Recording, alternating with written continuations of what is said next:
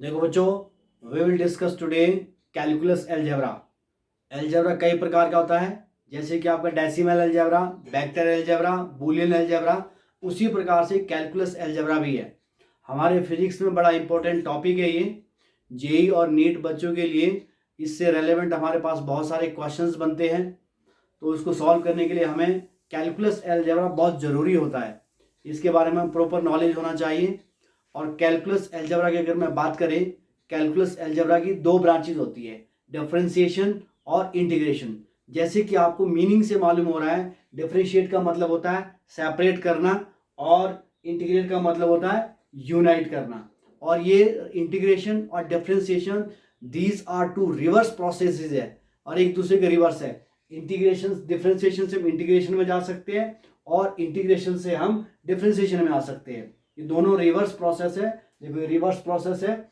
और ये जो मीनिंग से भी क्लियर हो रहा हमारा, एक का मीनिंग देखो, इसका मीनिंग सेपरेट है और उसका मीनिंग देखो यूनाइट करना है। और ये दोनों आपस में एक अपोजिट वर्ड्स है, ये आपस में अपोजिट है, वर्ड्स में भी, मीनिंग में भी अपोजिट है और प्रोसेस में भी रिवर्स प्रोसेस है।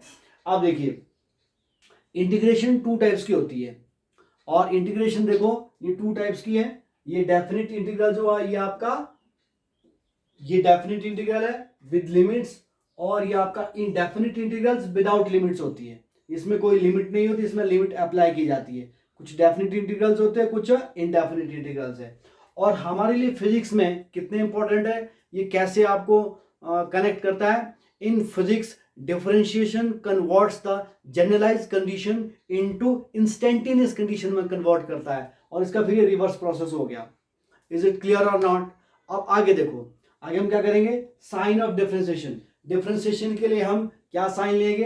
देखो, डिफरेंशिएशन के लिए इसका जो पहला लेटर है डी है, डी से हमने देखो डी ले लिया, डी अपॉन डी एक्स। और डी एक्स से मतलब विद रिस्पेक्ट टू किसी भी वेरिएबल, और जरूरी नहीं यहाँ पर डी एक्स होगा, यहाँ पर आपका डी वी भी हो सकता है, डी अपॉन डी यू हो सकता है, डी अपॉन डी टी हो सकता है, डी अपॉन डी डब्ल्यू हो सकता है, एंड सो ऑन। कोई भी लेटर आप यहाँ पर ले सकते हैं, किसी फंक्शन के विद रिस्पेक्ट में वेरिएबल ले सकते हैं आप इसका।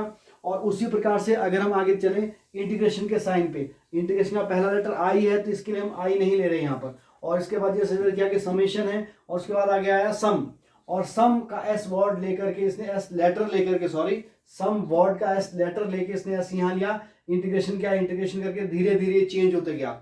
इंटीग्रेशन का जो साइन है समय के साथ चेंज होते गया। कभी कभार क्या होता था, जैसे कि कई बार हम 5x लिख रहे हैं तो साइन ऑफ इंटीग्रेशन लिख रहे हैं, तो 5 और साइन ऑफ इंटीग्रेशन इंटरमिक्स हो जाते थे। उसको डिफरेंशिएट करने के लिए धीरे धीरे इस साइन को चेंज कर दिया और धीरे धीरे ये एक सांप की शेप लेने लग गया। और इस प्रकार से साइन ऑफ इंटीग्रेशन हमारे पास ये बना, और ये हमारा अपर लिमिट और ये हमारे पास लोअर लिमिट।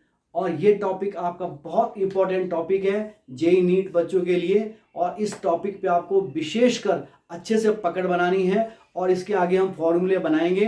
तो ये आपके पास सिर्फ just only introduction to the calculus algebra है। Thank you, have a nice day.